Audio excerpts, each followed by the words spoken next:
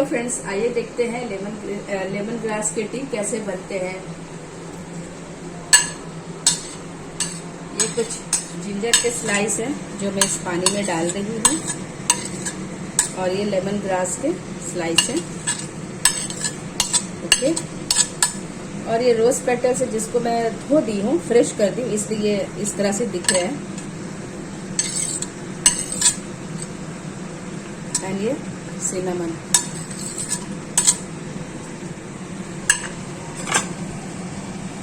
देखिए कितने खूबसूरत लग रहे हैं।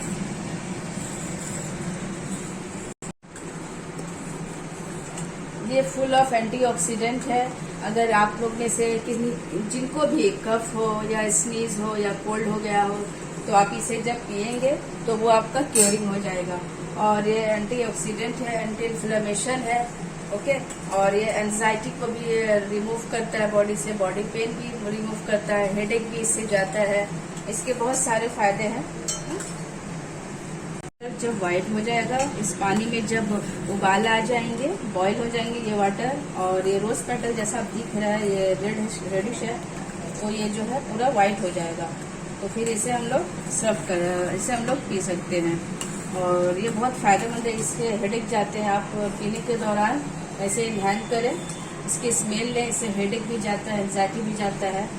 और एज और विश आप इसमें जगेरी भी यूज कर सकते हैं, मगर शुगर ऐड ना करें, या फिर आप ऐसे ही पी लें, या फिर इसमें जगेरी यूज कर लें। वाओ, सो एरोमेटिक, सो एरोमेटिक।